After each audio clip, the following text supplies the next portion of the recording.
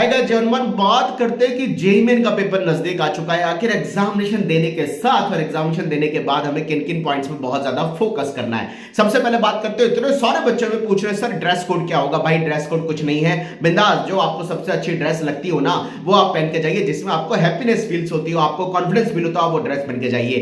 कुछ dress code JEE main के exam में नहीं होता। बहुत सारे बच्चे बार बार ड्रेस कोड की मुझसे बात कर रहे हैं। केवल इतनी सी बात बोली, भाई मोटे जो बटन है या बड़े बड़े बटन वाले क्लॉथ से बचिए। वुलन पहन के जरूर जाना है मेरे भाई, स्वेटर का जमाना है, सर्दी का टाइम में पहन के जाओ, कोई फर्क नहीं पड़ता। मोटे सोल के जूस नहीं पहन के जाने, शूज नहीं पहन के जाने, फुटवेयर नहीं पहन के जाने, इसके अलावा कोई ड्रेस कोड नहीं है। बात करते हैं कि भाई एग्जामिनेशन हॉल के बाद, एग्जामिनेशन होने के बाद क्या ध्यान रखना मेरे भाई। मैं बहुत ज्यादा इंपॉर्टेंट बात आपसे कह रहा हूं, उसको ध्यान से समझिएगा, क्योंकि अब लास्ट का डे आ चुका है सारे बच्चों के लिए। पूरी शिफ्ट में यह बहुत ज्यादा काम आने वाली बात है। कई बार बच्चे में शिकायत करते हैं कि सर मैं इतने क्वेश्चन अटेम्प्ट करके आया था, जब मैंने रिकॉर्डेड रेस्पॉन्स देखे मेरे उसमें कई सारे क्वेश्चंस मुझे दिख रहे हैं कि अटेम्प्ट ही नहीं किया, जबकि मैं पेपर में इतने क्वेश्चन अटेम्प्ट करके आया था।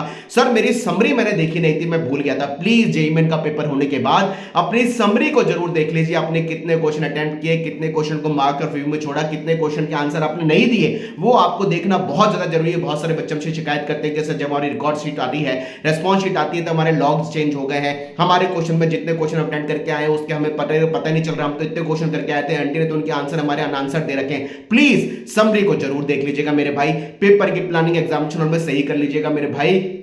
राउंड 1, राउंड 2 इस तरीके से स्पेसिफिकली प्लानिंग करिएगा। राउंड 1 का मतलब मेरे भाई ये होता है कि जितने क्वेश्चन आपको बेस्ट तरीके से आते हैं, जिनमें आपके क्वेश्चन के आंसर बिल्कुल एक्यूरेट सही हो, वो क्वेश्चन आपसे राउंड 1 में जरूर होने चाहिए। यानी पहले आते हुए क्वेश्चन पे आपको फोकस करना जरूरी होता है। बाद में राउंड 2 में वो क्वेश्चन करिए जिनको आपने मार्क फॉर रिव्यू में रख रखा है। मार्क फॉर रिव्यू वाले क्वेश्चन को जरूर अटेम्प्ट करना है, उनको बिल्कुल नहीं छोड़ना, क्योंकि वो क्वेश्चन आपने मार्क फॉर रिव्यू में इसलिए रखे हैं क्योंकि वो क्वेश्चन के आंसर आपके आने के चांसेस है वो राउंड 1 में यानी पहली बार में आपको नहीं आए। भाई नेगेटिव मार्किंग सिली मिस्टेक से जरूर बच के रहना है। मार्क्स वर्सेस परसेंटाइल की जो कैलकुलेशन है वो एग्जाम में हमें नहीं लगानी है। पेपर टफ होगा तो सारे बच्चों के लिए होगा, पेपर इजी होगा तो सारे बच्चों के लिए होगा। हमें हमारा बेस्ट आउटपुट निकालने के लिए एफर्ट्स लगाना है, इसका जरूर ध्यान रखना है।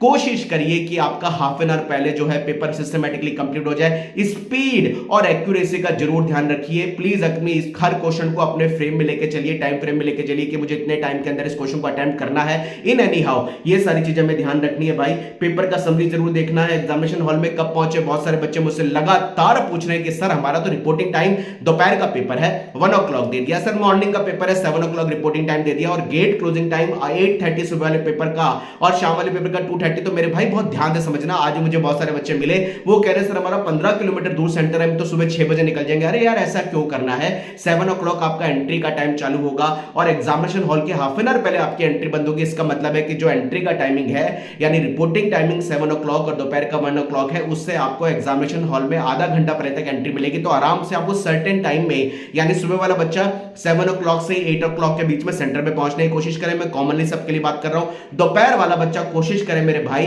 कि वो करीबन 2 बजे तक इन एनी हाउस सेंटर पे पहुंच जाए। यानी सुबह वाले बच्चे सारे बच्चे 8 बजे तक पहुंचो, कोई दिक्कत नहीं है। दोपहर वाले बच्चे 2 बजे तक पहुंचो, कोई दिक्कत नहीं है। बार बार बच्चे कंफ्यूज हो रहे हैं कि सर 2 घंटे पहले रिपोर्टिंग के लिए बुला लिया, हमारा टाइम कितना वेस्ट होगा, हम 15 किलोमीटर तो 16 किलोमीटर दोबारा सेंटर आया है तो हमें इतना जल्दी सुबह निकलना पड़ेगा। इसकी टेंशन मत छोड़िए।